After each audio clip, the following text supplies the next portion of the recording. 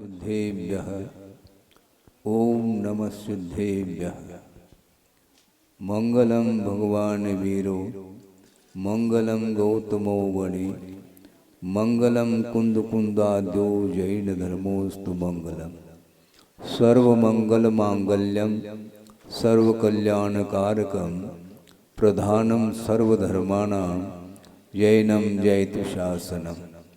अहिंसा परमो धर्म की महावीर भगवान की प्रातः स्मरणीय परम पूजाचार्य गुरुवर श्री विद्यासागर जी मुनि महाराज की जय। ज्येष्ठ श्रेष्ठ निर्यापक सुमन श्री 108 समय सागर जी मुनि महाराज के मुनि संघ के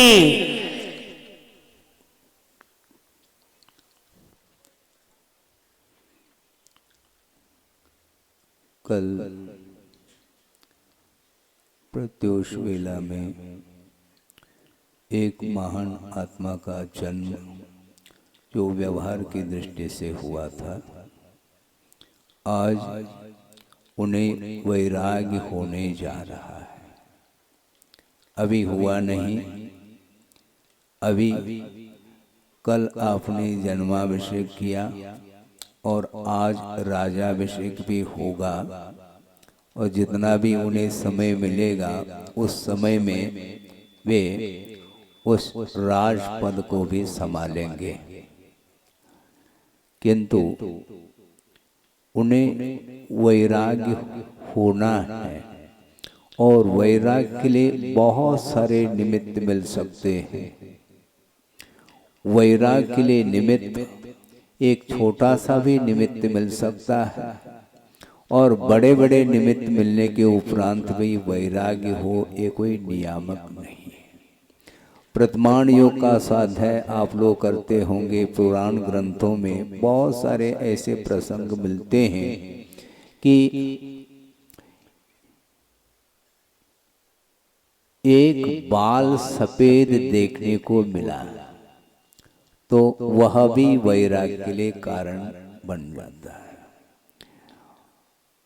आसमान में बादल छाए हुए हैं और ऐसा सुहाना दृश्य देखने को मिल रहा है जैसे बहुत बड़ी हवेली हो, इस प्रकार उसकी आकृति देखने को मिलती है। किंतु उस चित्र को अंकित करने के लिए कोई बैठ जाता है पेंटिंग करने की अपेक्षा, तो एक क्षण में ही वह आकृति मिट जाती है, तो वह भी वैराग्य के लिए कारण बन जाता है। तो इस तरह से वैराग्य के लिए बहुत सारे निमित्त होते हैं, छोटे बड़े से कोई प्रयोजन सिद्ध नहीं, किंतु वैराग्य के लिए कोई छोटा नहीं होता, नहीं बड़ा निमित्त हुआ करता, किंतु भीतर की वह परिणति है।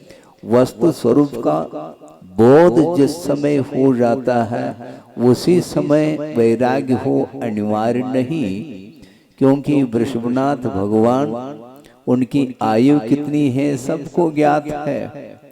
84 लाख पूर्व की आयु थी, जबकि उत्कृष्ट आयु एक पूर्व कोटि की हुआ करती है। इसके उपरांत भी हुंडावस्था के कारण 16 लाख पूर्व आयु कम रही उनकी, तो 84 लाख पूर्व की आयु थी और 83 लाख पूर्व तक उनका कहां पर रहना हुआ, बाल्य अवस्था में व्यतीत हुआ, युवा हो गए।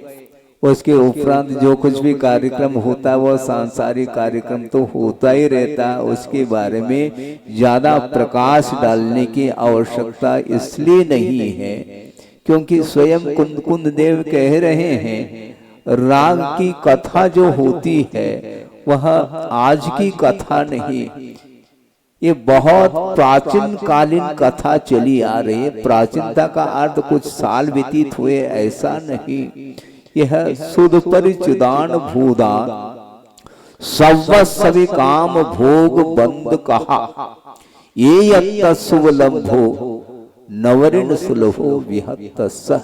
इस प्रकार आचार्य कुंद कुंद देव ने समय सार में ये कारिका दी है। शुद्ध परिचित और अनुभूत, श्रुत अर्थात सुना हुआ, सुनी हुई कथा, परिचय को प्राप्त हुई है वह कथा, और अनुभूत है प्रत्येक जीवन के, प्रत्येक व्यक्ति के जीवन के काल में वह कथा अनुभूत होती चली जाती है। नई कथा नहीं, वह कथा पुरानी है, और किसी एकाध व्यक्ति के लिए वह कथा अपने जीवन में घटित हो रही ऐसा नहीं, सर्वस्व भी कह रहे। काम भोग और बंध की जो कथा है, यह कथा अनादिकालीन है और प्रत्येक व्यक्ति के जीव के जीवन में ये कथा चलती ही चली जाती है। ये सतकथा नहीं मानी जाती, ये व्यक्था के अंतर्गत ही आती है। वासना की कथा, भोग की कथा, बंध की कथा, ये तीनों कथाएं हैं, किंतु यह सुलभ है, इसके लिए ज्यादा पुरुषार्थ करने की आवश्यकता नहीं पड़ती। किंतु एकत्व विभक्त की जो कथा है वह नवरी अर्थात विशेषता को लेकर के है, वह सुलभ नहीं है ऐसा कहा। और ये घड़ी मध्याह्न में आपको देखने को मिलेगी कि वैराग किस प्रकार प्रभु को हो जाता है, होनहार प्रभु जिसको बोलते हैं। बहुत अद्भुत वह दृश्य देखने को मिलेगा। संसारी प्राणी सोचता है बहुत लंबा चौड़ा काल है। कई लोग कहते हैं कि महाराज अभी ये लड़का छोटा है, अभी तो खाने पीने के दिन है, मतलब दिन को भी खाते हैं क्या आप? लेकिन व्यावहारिक भाषा एक ऐसी चल पड़ी है, खाने पीने के दिन है, रात में भी खाता, दिन में भी खाता और दिन को भी खा रहा है। समझ में नहीं आता हमें बात, क्या कहें, खाने पीने के दिन बोलता है, जबकि शुभ से शीघ्रम कहा है। चारित्र के क्षेत्र में, संयम के क्षेत्र में, धार्मिक कोई आयोजन करने की अपेक्षा से विलंब नहीं करना चाहिए, अति शीघ्रता के साथ अपने जीवन को उसमय बनाने का पुरुषार्थ करना चाहिए, क्योंकि बहुत जल्दी वह घड़ी चली जाती है। आप जी नहीं रहे, आप जीवन जी नहीं रहे हैं, किंतु मरण की ओर ही यात्रा चल रही है। आगम में यह भी बात सुनने को मिलती है, कई प्रकार के मरण हुआ करते हैं। बाल बाल मरण अलग है, बाल मरण अलग है, बाल पंडित मरण अलग है, पंडित मरण अलग है, और पंडित पंडित मरण अलग है। इसके साथ साथ एक और आवीची मरण की भी चर्चा आगम में मिलती है। आवीची मरण का अर्थ प्रति समय आयु कर्म के जो निषेक हैं वह निर्जरित हो रहे हैं, इसलिए प्रति समय मरण को हम प्राप्त हो रहे हैं। आपने दीपक को जलाया है, हम ये पूछना चाहते हैं, दीपक जल रहा है क्या? नहीं, दीपक प्रति समय बुझ रहा है, क्योंकि तेल के ऊपर ही दीपक का जलना होता है, और प्रति समय उस दीपक का वह तेल जलता चला जा रहा है, इसलिए दीपक बुझने की ओर है। जब बुझेगा तभी आप कहते हैं कि दीपक बुझ गया है, किंतु वह बुझने की ओर है। उसी प्रकार जीवन हमारा चल नहीं रहा, हम मरण की ओर जा रहे हैं, इसलिए वैराग्य अति शीघ्र होना चाहिए था प्रभु को, किंतु 83 लाख पूर्व तक विषयों में वो रहे। इसमें कौन कारण है? बोलो। अभी प्रातः समय में भी महाराजों के बीच में कुछ प्रसंग ऐसी चर्चा के रूप में आया था कि वह ये था कि कर्म अपना फल देता चला जाता है, भिन्न भिन्न द्रव्य क्षेत्र आदि के निमित्त को लेकर के, किंतु फल जो मिलता है वह कर्म का ही फल मिलता है, नो कर्म का फल नहीं। नो कर्म अर्थात कर्म के फल के लिए जो निमित्तभूत सामग्री है वैश्विक सामग्री आदि, वो सारे सारे कर्म के फल देने में एक निमित्त भूत है। उन निमित्तों को लेकर के कर्म उदय में आकर के अथवा उदीरित होकर के आत्मा को फल दे करके चला जाता है। तो इसलिए 83 लाख पूर्व तक, इतना दीर्घ काल तक वो विषयों में क्यों रहे, अजीब लगता है। और उसी भव से वह मुक्त होने वाले हैं, तीर्थंकर होंगे, तीर्थंकर प्रकृति का उदय भी होगा, समोषण की रचना भी होगी, मोक्ष मार्ग के नेता भी वो बनेंगे, किंतु बनेंगे अभी बने नहीं। जब तक मोक्ष मार्ग के नेता नहीं बनते हैं तब तक तो वो अन्यान्य वस्तुओं से उनका उपयोग प्रभावित होता चला जाता है, उसको कोई रोक नहीं पाता। उनके अंदर ही वह शक्ति छिपी हुई है, किंतु छिपी हुई है, उद्घाटित नहीं है, इसलिए अन्यान्य वस्तुओं से उनका उपयोग प्रभावित होता चला जा रहा है, वह आकर्षित होते चले जा रहे हैं। जड़ वस्तु आकर्षित नहीं करता, हम स्वयं आकर्षित होते। जड़ वस्तु से स्वयं हम प्रभावित होते चले जा रहे हैं, वह प्रभावित कर रहा, इस प्रकार व्यवहार में भले ही कहने में आता है।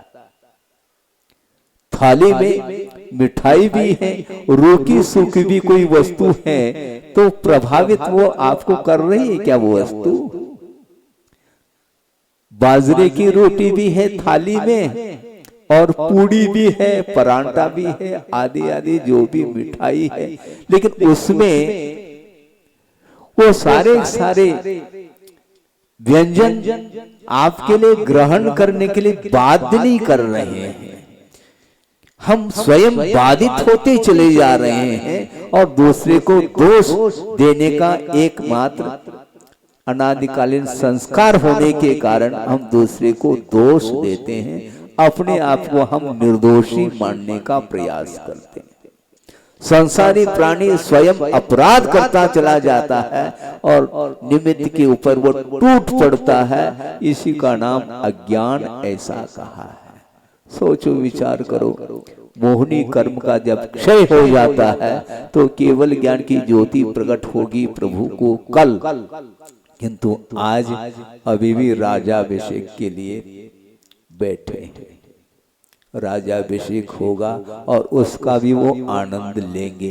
वो आनंद निमित्ताधीन आनंद माना जाता है, वह पर सापेक्ष आनंद माना जाता है। इंद्रिय जन्य जो कुछ भी सुख है, जो शांति आप मानते हैं, वो सारी सारी वह शांति व सुख का संवेदन वह पर सापेक्ष है, किंतु पर सापेक्ष में भी बहुत बड़ा आनंद का अनुभव करना चाहता है, जबकि वह आनंद कर्माधीन है ऐसा कहा है। कर्म परवशे शांते दुखी अंतरित उदये और पाप बीजे। ये किसके विशेषण है? ये सुख के विशेषण है। इंद्रिय जन्य जो कुछ भी सुख उत्पन्न होता है उसके सारे सारे विशेषण माने गए हैं, और ये निकांक्षित अंग में ही ये प्रसंग दिया है आचार्य समंतभद्र महाराज ने। कर्म के अधीन है, इसलिए जब कर्म का उदय होता है तो कभी साता का तो कभी असाता का, कभी धूप कभी छाव, ये क्रम से ये चलते रहते हैं। तो थोड़े से साता का यदि मान लो उदय आ जाता है, उसी समय वह शांति का अनुभव करता है, और अगले पल में पुनः असाता, तो उस समय दुख का अनुभव। इसी को बोलते दुख ही अंतरित उदये। लाइट बिजली है, और मान लो ग्रीष्म काल चल रहा है, उस समय क्या चलते हो? पंखा। अब पंखा चलाते हैं और स्विच ऑन कर लिया है, पंखा चालू हो जाते हैं, और लाइट गोल हो गई, मान लो पंखा बंद। इसको बोलते हैं अंतरित उदये। हाँ, निरंतरता नहीं रहती सुख में, कुछ क्षण के लिए है, वह पुण्य कर्म का उदय आता है तो वह अपने आप को फूलानी समझाता है, और अगले पल में पुनः अप्रशस्त प्रकृति का, पाप प्रकृति का उदय हो जाता है तो वह हाय हाय मचाता है। इस प्रकार ये साता और असाता, पुण्य और पाप के ये क्रम के कारण दुख में, दुख कहता हूँ, सुख में निरंतरता नहीं रहती, और वह विशेष जन्य सुख का अनुभव वो कौन होनहार प्रभु कितने काल तक उनमें वो रहे, 83 लाख पूर्व तक जीवन व्यतीत किया, और स्वयंभू हैं वो। और सुनते हैं सौधरबिंद को चिंता हो गई कि प्रभु को वैराग्य होगा क्या, 1 लाख पूर्व जो शेष रहा है वो भी कहीं उसी में व्यतीत न कर दें, इसलिए एक और नीलांजना दृश्य को दिखाना पड़ा। ये सारा क्या है ये,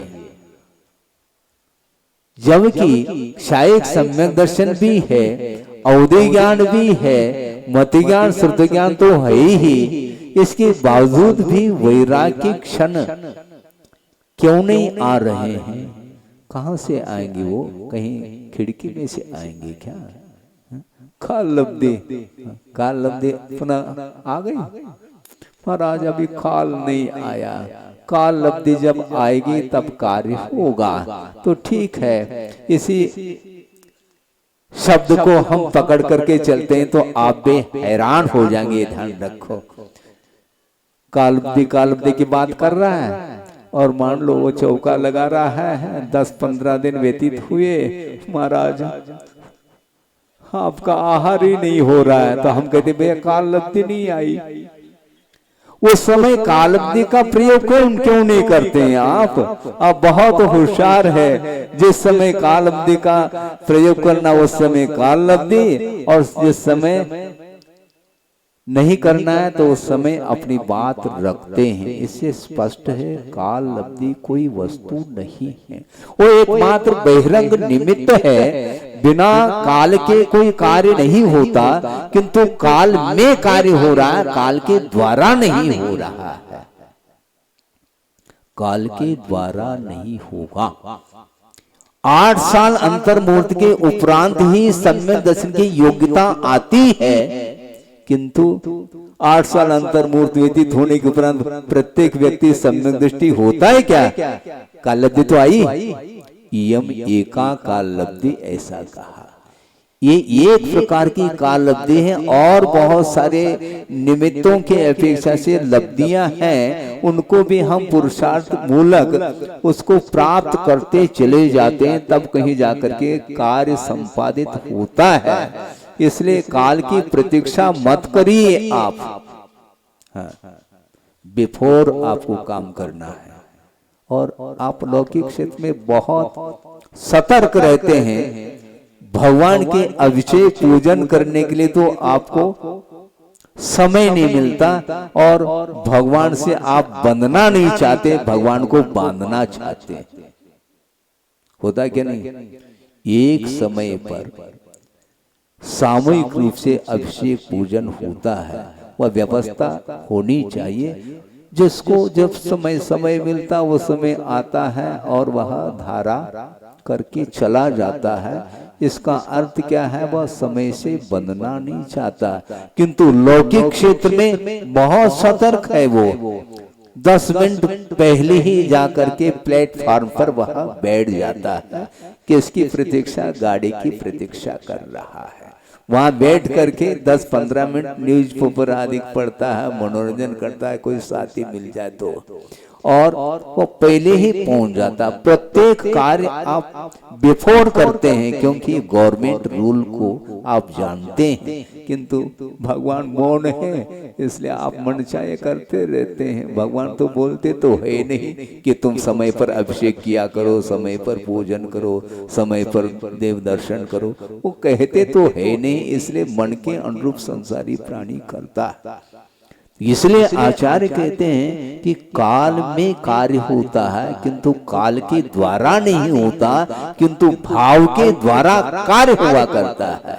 द्रव्य, क्षेत्र, काल और भाव यह निमित्ताश्रित है, ये पराश्रित है, पर सापेक्ष है, किंतु भाव जो उत्पन्न होते हैं वो स्वाधीन है, आत्माश्रित है। जिस समय आपके अंदर भाव आप पुरुषार्थ के द्वारा उत्पन्न करना चाहेंगे उसको कोई भी रोक नहीं सकता, किंतु संसारी प्राणी को वैराग्य होता नहीं।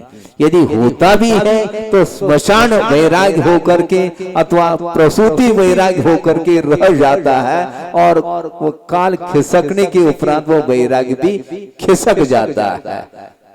इसको बोलते हैं वैराग्य। संसारी प्राणी का निमित्त मिल जाता है तो संसार में कछु नहीं, ऐसा बोल देता है वो बुंदेलखंड में। संसार में कछु रखो नहीं महाराज, अच्छा जल्दी उठाओ, ऐसा भी बोल देता। मतलब आपत्ति विपत्ति में जब पड़ जाता है उस समय उसके ऐसे भाव हो जाते हैं जैसे वैराग्य के ही भाव हो रहे हो, किंतु नहीं।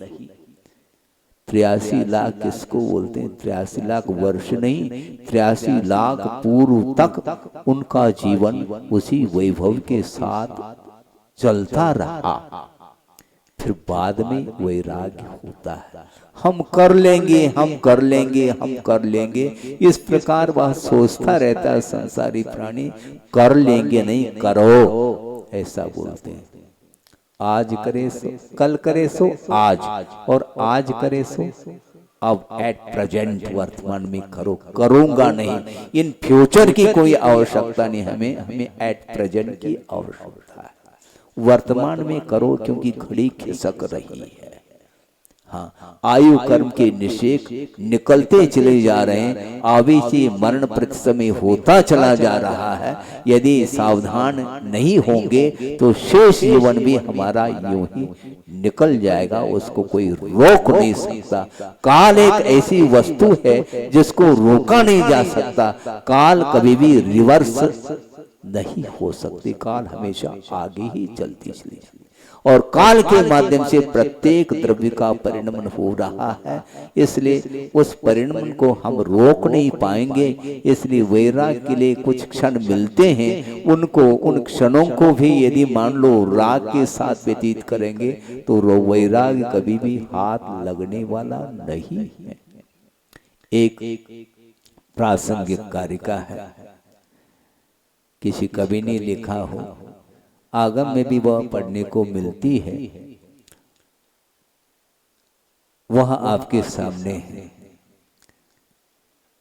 रात्रि गमिष्यति भविष्यति सुप्रभातम, रात्रि गमिष्यति भविष्यति सुप्रभातम, भास्वान उदेष्यति हसिष्यति पंकजश्री, एवं विचिंतयति कोशगतद्विरेफ, हा हंत हंत नलिनीम गजवुज्जहार। ऐसा कहा, एक रूपक बनाया गया है। ये कमल है, सरोवर में है, और वह कमल खिला हुआ है, और उसमें एक द्विरेफ अर्थात भौरा है, भ्रमर है, और उसमें वह बैठा हुआ है, पराग चूसता हुआ, और धीरे धीरे धीरे सूर्य अस्त होने को है। उस समय वह कमल भी बंद होने को है, और वह कमल जब बंद हो जाता है तो वह द्विरेफ अर्थात वह भ्रमर भी उसी में बैठा हुआ है, और वह सोच रहा है। भ्रमर कभी सोच नहीं सकता क्योंकि वह चौरिंद्रीय प्राणी है। फिर भी कवि की एक कल्पना है, एक रूपक बनाने का प्रयास किया है आप लोगों को उपदेश देने की अपेक्षा से। और वह सूर्य अस्त हो जाता है तो वह भ्रमर बैठा बैठा विचार कर रहा है कि रात बीतेगी, रात्रि गमिष्यति, और भविष्यति सुप्रभातम, रात व्यतीत होगी तो प्रातः वेला आएगी, प्रभात होगा, और भास्वान उदेष्यति, सूर्य उदित होगा, और पंकजश्री हसिष्यति, पंकज अर्थात कमल पुनः खिलेगी। इस प्रकार वह बैठा बैठा विचार कर रहा है। इतने में उस सरोवर में एक हाथी पहुंच गया और उस कमल को में भ्रमर समेत चबा लिया। उस समय क्या हुआ? हा हंत हंत नलिनी गज उज्जहार, उस हाथी ने उसको कवल बना लिया। उस समय भ्रमर क्या सोचता होगा, क्या सोचेगा? अब चिड़िया चुग गई खेत। सोचते रहो, पश्चाताप ही हाथ लगता है संसारी प्राणी को। और पश्चाताप शब्द का अर्थ भी तो समझ लो। पश्चाताप अर्थात संताप जो उत्पन्न होता है वह कार्य होने के बाद होता है। पहले यदि हो जाए तो कार्य नहीं कर पाता, वो पहला अंधेरा छा जाता है, किंग कर्तव्य विमूढ़ हो जाता है, करने योग्य क्या है क्या नहीं इसका कोई भान नहीं रहता और वह डूब जाता विषयों में, तो प्राणांत हो जाता है। ये है, सोचो विचार करो। भ्रमर का अर्थ भी क्या है? एक रूढ़ हो चुका है, उसके लिए जो भ्रमति इति भ्रमरः, जो परिभ्रमण करता है उसका नाम भ्रमर है। इसका अर्थ हम और आप भी भ्रमर ही है, ध्यान रखो। किंतु रूढ़ हो चुका है वो भ्रमर, परम भ्रमर, सभी भ्रमर ही है। घूम रहा है संसार चक्कर में, 84 लाख योनि में परिभ्रमण कर रहा है अनंत काल से। वैराग्य नहीं हो रहा है। वैराग्य के बहुत सारे प्रसंग मिलते हैं, किंतु भाव उस ओर नहीं, दृष्टि उस ओर नहीं जा पाती और वो निमित्त निकलते चले जाते सामने से। प्रतिदिन कितनी घटनाएं घटित होती हैं आपको याद है? पेपर तो आप लोग पढ़ते हो, हम तो पढ़ते नहीं। बहुत सारे ऐसे घटनाएं घटते हैं जो अकाल मौत मर जाता है संसारी प्राणी। हाँ, कोई एक्सीडेंट से मृत्यु हो रही किसी की हत्या के द्वारा मरण हो रहा है, और किसी की मृत्यु आत्महत्या करके भी हो रही है, किसी की मृत्यु अग्नि में प्रवेश होकर के, किसी की मृत्यु जलमग्न होकर के। बहुत सारे अकाल मरण के निमित्त हैं जिसके माध्यम से अकाल मरण होता चला जा रहा है, किंतु निमित्तों से बचने का पुरुषार्थ नहीं कर पा रहा। और यहाँ तक कुंद स्वामी ने कहा है कि अकाल मरण के बहुत सारे निमित्त हैं, उसमें एक और निमित्त उन्होंने बताया है, उसको सुन करके आपको भी आश्चर्य लगेगा। वह क्या है महाराज? अनय कहा। अनय का अर्थ क्या? अनीति। हाँ, अनीति के कारण भी संसारी प्राणी ने अतीत में अनंत बार अकाल मौत मरा है।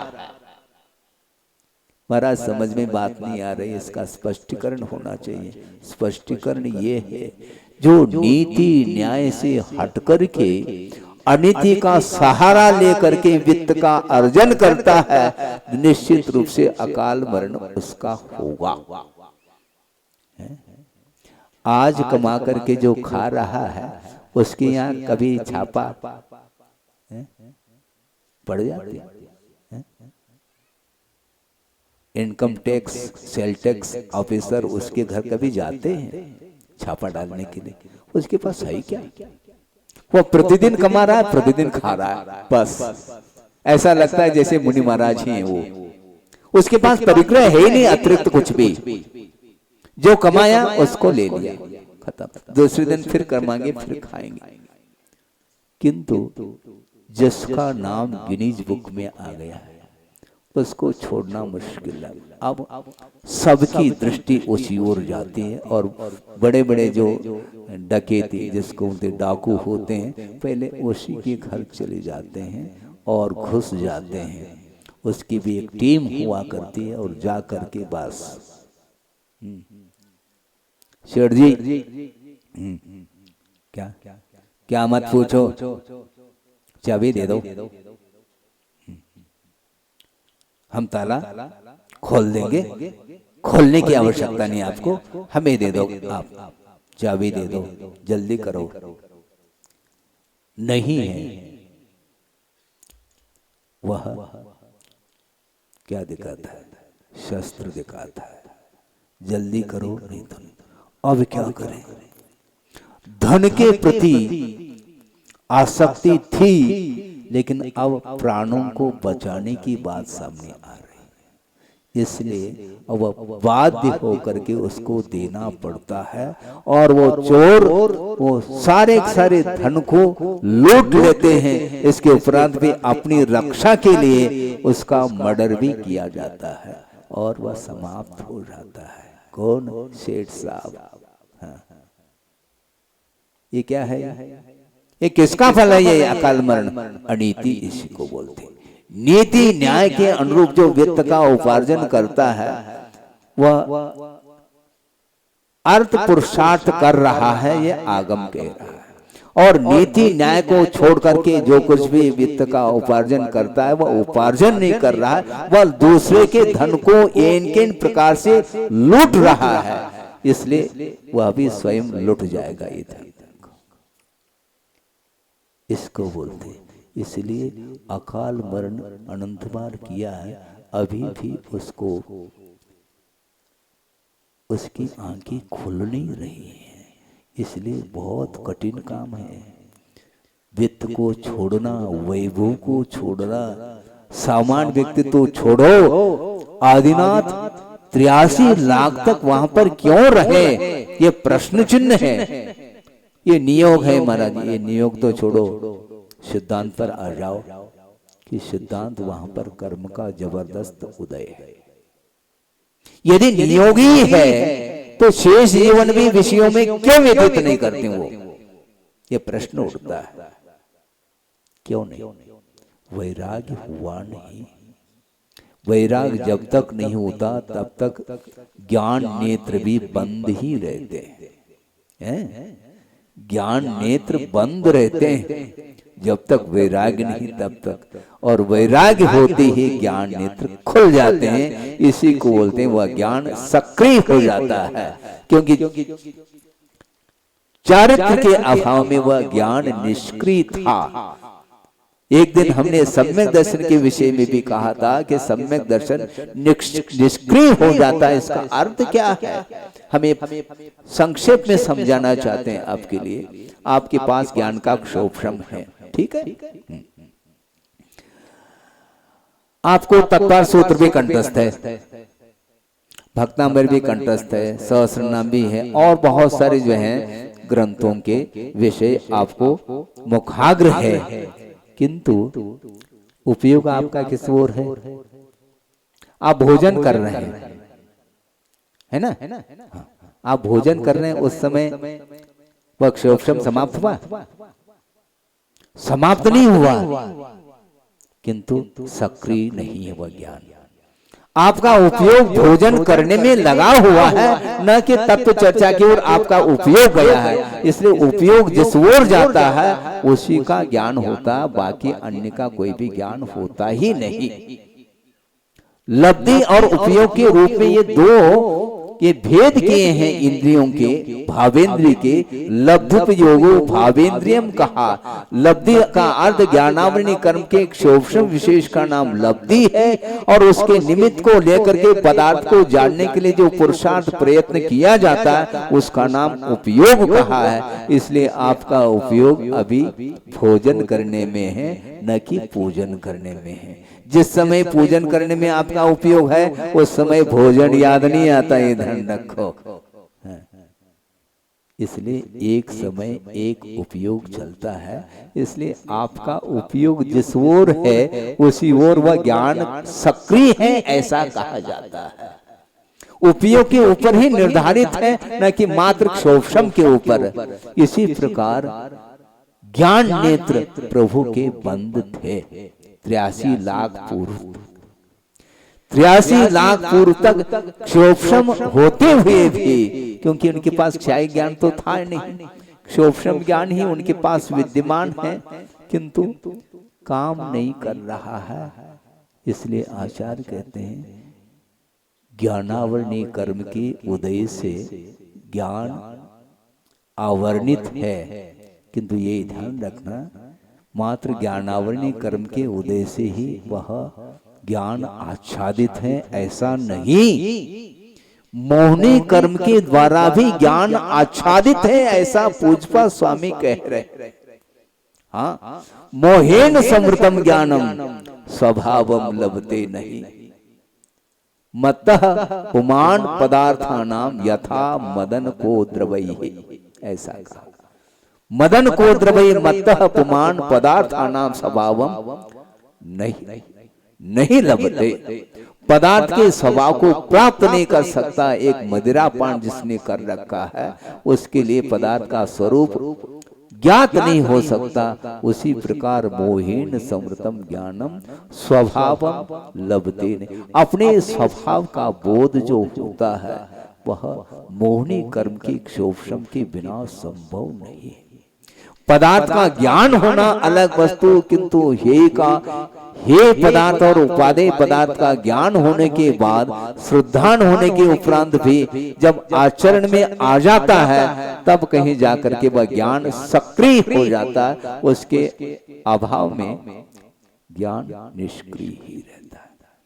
तत्व चिंतन करते करते करते करते 33 सागर व्यतीत किए, ध्यान रखो कहां पर, सर्वार सिद्धि में। कौन? वृषभनाथ और बाहुबली का जीव और भरत का जीव, ये तीनों वहीं पर हैं। क्या कर रहे हैं वो? तत्व चिंतन ही कर रहे हैं। कब तक करेंगे? जब तक आयु है तब तक करेंगे। हाँ, विषय की ओर उपयोग नहीं जा रहा है और वासना का भी पूर्णतः अभाव है। मन अप्रविचारा कहा, मनोजन्य भी वासना जागृत नहीं है। अन्य इंद्रियों के आश्रय को लेकर के जो वासना जागृत होती है उसका तो अभाव है ही, किंतु मनोजन्य भी वासना उत्पन्न नहीं हो रही है क्योंकि शुक्ल लेशा वहां पर है। और दूसरी बात यह है कि वेद कर्म का उदय नहीं है, ऐसा नहीं, वेद कर्म का उदय होते हुए भी वासना इसलिए जागृत नहीं है क्योंकि नो कर्म का अभाव है। वहां पर देवांगनाएं संभव नहीं। कहां पर? 9 ग्रह 9 अनुदिश और 5 अनुत्तर विमानों में जो अहमिंद रहते हैं वहां पर देवांगनाओं का अभाव होने के कारण, नो कर्म का अभाव होने से वासना जागृत नहीं होती है। इसको बोलते हैं द्रव्यादि निमित्त वशात कर्म न फल प्राप्ति उदया, ऐसा कहा। आप प्रभु के समीप बैठे हो, आपके परिणाम कैसे हैं? पवित्रतम परिणाम हो रहे हैं। कि किसका प्रभाव है? ये परिसर का प्रभाव है। प्रभु के चरणों में बैठे हैं, वो आपके निर्मल परिणाम होने में वो एकमात्र नौकर्म है। आयतन के रूप में नौकर्म है वो, ये आयतन है। और जब भोजनशाला में चले जाते हैं वो वहां पर कौन से नौकर्म आएंगे? अच्छे अच्छे भोजन सामग्री आएगी सामने, पूजन सामग्री समाप्त हो गई क्योंकि विसर्जन कर लिया है। अब क्या करना? भोजन करना है। 1 घंटा तक भोजन का भी विसर्जन होगा। पूजन करते समय, दर्शन करते समय, स्तुति पाठ करते समय, उस समय उपयोग हमारा प्रभु के चरणों में रहता है, बल्कि हम एकाकार होकर के प्रभु की भक्ति करते हैं। उस समय परिणामों में उज्ज्वलता आती है। इसीलिए 83 लाख पूर्व तक सम्यक दर्शन को लेकर के बैठे हैं। सम्यक ज्ञान भी उनके पास है, औदि ज्ञान भी है, और भी बहुत सारी विशेषताएं जो अन्य जीवों में नहीं पाई जाती, वो सारे विशेषताओं को लेकर के हैं। किंतु ज्ञान नेत्र खोलने के लिए वैराग्य की बड़ी आवश्यकता है। इसलिए हा हंत हंत नलिनीम गज उच्च हार, ऐसा पश्चाताप करने की अपेक्षा से समय रहते अपने को कार्य कर लेना चाहिए। कहाँ तो उस भ्रमर में इतनी क्षमता है कि वह लकड़ी में भी छेद करने की क्षमता है। इसके उपरांत भी उस पांखुड़ी को खोल करके बाहर नहीं आ पाया। क्यों? इसी को बोलते हैं राग। उस कमल को धक्का न लग जाए, क्योंकि कल के लिए काम में आएगा। भोजन कर लिया, फिर अंतों के लिए रखो। अभी तो पेट भर गया है, किंतु अंतों की चिंता चालू। उसी प्रकार उस भ्रमर ने अच्छे पर्याप्त मात्रा में पराग का पान किया, इसके बाद भी कल की चिंता के कारण मौत आ गई उसकी। वो वर्तमान में जीता तो निश्चित रूप से उस कमल से बाहर आकर के उड़ करके चला जाता, मौत से बच सकता, किंतु राग बंध के लिए कारण है। राग ही मरण के लिए कारण है। राग के कारण ही संसारी प्राणी बंधन का अनुभव करता है। कितनी बार समझाते हैं आचार्य, किंतु बात समझ में नहीं आती। राग को छोड़ना बहुत कठिन है। द्वेष बहुत जल्दी छूट सकता है, द्वेष बहुत जल्दी छूट सकता, राग नहीं छूटता। इसलिए गुरुदेव ने भी एक हाइकू दिया है, आपके सामने रख रहा हूं। हाँ, द्वेष से राग विषैला होता। क्या कहा? द्वेष से राग विषैला होता, जैसे शूल से फूल। समझ रहे हैं आप? शूल का अर्थ कांटा होता है। वह उतना हानिकारक नहीं है जितना कि फूल हानिकारक है, क्योंकि फूल को कोई भी छोड़ना नहीं चाहता, कांटे को तो छोड़ देते हैं। कांटे से तो बसते बसते बसते चले जाते हैं, किसके पास? फूल के पास। किंतु आचार्य कहते हैं कांटे से तो तुम बच गए, फूल से बचो जिसमें सार है। हाँ, 83 लाख पूर्व तक उसमें उलझे रहे। क्यों ऐसा होता है? क्यों मत पूछो, ये स्वभाव है। ये कर्म का उदय ऐसा सशक्त उदय आ जाता है तो वह कुछ भी नहीं दिखता। भगवान भी भूल जाते हैं उस समय, ये ध्यान रखो। भोजन करते समय भगवान याद नहीं आते, भोजन करते समय जिनवानी याद नहीं आती, भोजन करते समय गुरु याद नहीं आते। किंतु एक श्रमण ही एक ऐसा व्यक्तित्व है उनका कि वो भोजन करते समय भी आगम को भूलते नहीं। समझ रहे हैं? श्रमण आहार की चर्या उनकी हो रही है, किंतु आगम के अनुरूप ही आहार मुझे लेना है। किन प्रकार से आहार की चर्या हमें नहीं करनी है। भैक्ष शुद्धि कहा है, भिक्षा शुद्धि आगम के अनुरूप अंतराय का पालन करते हुए 46 दोषों से रहित होकर के आगम के अनुरूप येषणा समिति का पालन करते हुए वो आहार लेते हैं, अनुपात से लेते हैं। ध्यान रखो, पूरी थाली ही समाप्त कर दें ऐसा नहीं। हाँ, बहुत कुछ बना करके रखा है दाता ने, और दाता के पास एक अलौल गुण होता है, क्योंकि जो कुछ भी सामग्री उसने बनाई है, भोजन सामग्री, उसके प्रति उसका कोई भी लगाव नहीं, उसकी कोई आसक्ति नहीं। किंतु महाराज और लो, आप तो लेते ही नहीं है। ये ध्यान रखो, श्रमण के पास भी अलौल गुण है। सुन रहे हैं आप? हाँ, दाता के पास तो है ही, होना ही चाहिए। दाता जो भी स्वयं शुद्ध भोजन करता है, वो पूरा का पूरा देने का वह पुरुषार्थ करता है, देता है, और कहता महाराज आप कुछ लेते नहीं, कुछ लेते नहीं, कुछ लेते नहीं, ऐसा बोलता है। महाराज वो दूध दे रहा है, 2-4 अंजलि लेकर के हमने बंद कर दिया। महाराज ये तो पानी तो है ये। अच्छा, कमंडल में भर दो फिर। जो पानी है तो कमंडल में भर दो, कमंडल खाली है। इसको बोलते हैं अतिशयोक्ति, इसी को बोलते हैं। अर्थात आप महाराज ले नहीं रहे हैं, दूध ही तो है।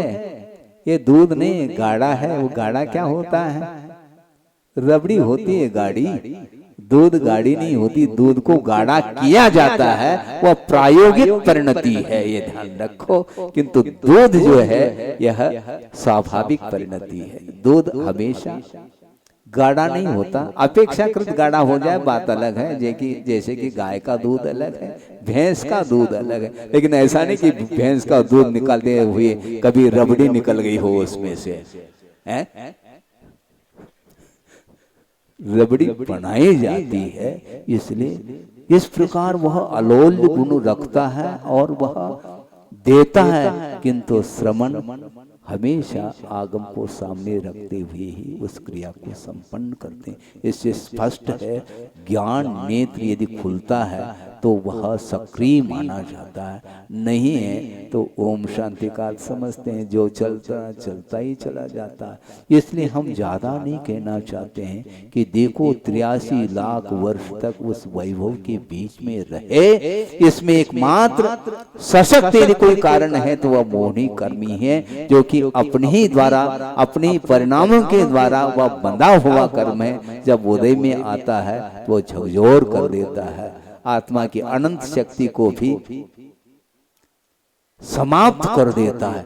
ऐसे अद्भुत अलौकिक शक्ति है, एक अपूर्व शक्ति है कर्म के पास, जिस कर्म के उदय से केवल ज्ञान की ज्योति समाप्त हो चुकी है, यानी केवल ज्ञान आवरणित हुआ है। ये अनंत काल से आवरणित है वह कर्म, वह ज्ञान कर्म से आवरणित है। उसका उद्घाटन करने के लिए वैराग्य की आवश्यकता है। मध्याह्न में भगवान को यानी कौन, वृषभ कुमार पहले सागर बनेंगे, फिर बाद में नाथ बनेंगे और मोक्ष मार्ग के नेता बन करके हम और आपके लिए मार्ग प्रशस्त करेंगे। बहुत कुछ चिंतन आता चला जाता है, आगम के माध्यम से वस्तु का स्वरूप ज्ञात होता है, उस समय खेद का भी अनुभव होता है, आश्चर्य का भी अनुभव होता है, विस्मय होता है कि ऐसी कैसी अद्भुत शक्ति है जड़ पदार्थ में, जो कि चेतन को प्रभावित कर रहा है। वो प्रभावित नहीं कर रहा है, कहने में आता है हम स्वयं ही प्रभावित हो रहे हैं, क्योंकि स्वरूप का बोध जब तक होता है तब तक तो ठीक है। स्वरूप का बोध होने के उपरांत भी स्वरूप की ओर दृष्टि जावे ये अनिवार्य नहीं है, तभी तो 83 लाख व्यतीत हुए, तब कहीं जा करके एक और नीलांजना का दृश्य देखने में आ जाता है। देखने के लिए तो बैठे हैं वो, हाँ, और उसमें अभी भी उनको आनंद आ रहा है, और वह नीलांजना नृत्य करते करते जब अदृश्य हो जाती है, मरण हो जाता है, तब उनको समझ में बात आती है।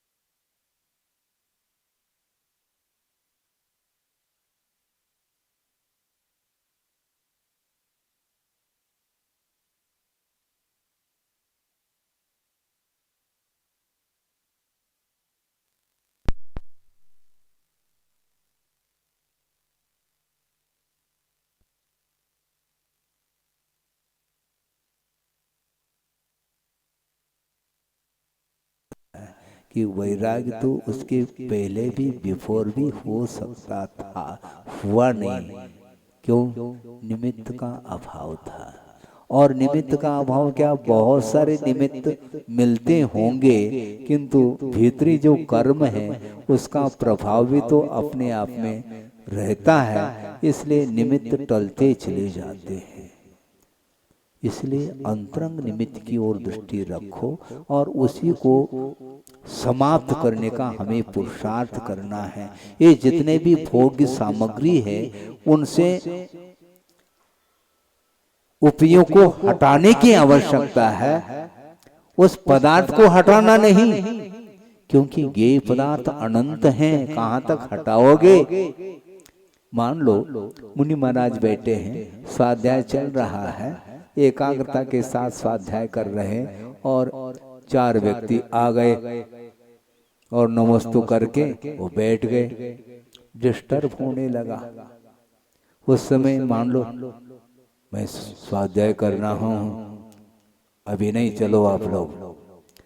ठीक है, वो चले गए। दूसरे 4 और आ गए। अब क्या करोगे? दिन भर यही करते रहोगे क्या? स्वाध्याय करते रहोगे? क्या करना है बोलो? एकांत में जाने के उपरांत भी इस प्रकार की संयोजना होती रहती है और होगी। इसलिए ये पदार्थों को हटाने की एक सीमा हो सकती है और हटाते भी हैं। और वस्तुतः हटाने का अर्थ ये है कि साइवान, यानी अपनी दृष्टि को नासाग्र पर रखेंगे तो जगत को शून्य किया जा सकता है। ये प्रक्रिया है। हमें संसार को हटाना नहीं, उपयोग को हटाना। संसार तो हमेशा विद्यमान रहेगा, क्योंकि जिस प्रकार मोक्ष मार्ग अनादि काल से निरंतर चलता आ रहा है, उसी प्रकार संसार का मार्ग भी अनंत कालीन यह चलता आ रहा है। उसको हम हटा नहीं पाएंगे। अपने उपयोग को हटाने का यदि पुरुषार्थ करते हैं, निश्चित रूप से अंतर मुहूर्त नहीं लग सकता, केवल ज्ञान की ज्योति जलेगी। इसलिए हमारे अंदर यानी आत्मा के अंदर अनंत शक्ति होते हुए भी मोह से उसका उपयोग प्रभावित है। इसलिए रागान्वित ज्ञान ही बंध के लिए कारण है, और अर्थात सीधी सीधी भाषा में राग ही बंध के लिए कारण है। रतो बंधदिकमम मुंचद जीवो विराग संपन्नो ऐसो जिनोपदेशो। हमारा उपदेश नहीं, ध्यान रखो। हमारा उपदेश सुनो या न सुनो, ये भगवान का उपदेश है, ध्यान रखो। तम्मा कमेश मार जो ऐसा। इसलिए काम भोग बंद की कथाओं में उलझो नहीं। उसके स्वरूप को समझ करके उन कथाओं से, उन विकताओं से दूर हो करके अपने उपयोग को सत्कथा में लगाएंगे तो निश्चित रूप से वह घड़ी आएगी जिस घड़ी में केवल ज्ञान को प्राप्त करने की क्षमता है। इसलिए प्रवृत्ति से ऊपर उठने के पूर्व में जो असत प्रवृत्ति है, उससे अपने आप को ऊपर उठाने का प्रयास करना। उसके उपरांत सत प्रवृत्ति को भी सीमित करते हुए ध्यान की ओर यदि हम अग्रसर होते हैं तो निश्चित रूप से मोहिनी कर्म का विनाश होकर के केवल ज्ञान प्रकट हो सकता है। हो इस पवित्र भावना के साथ अहिंसा परमो धर्म की बोधि समाधि परिणाम शुद्धि स्वात्मोपलब्धि शिव सौख सिद्धि चिंतामणिम चिंतित वस्तुदाने वां वंद मानस्य नमः। परम पूजाचार्य गुरुवर श्री विद्यासागर जी महाराज की जय। 9 बार नमोकार।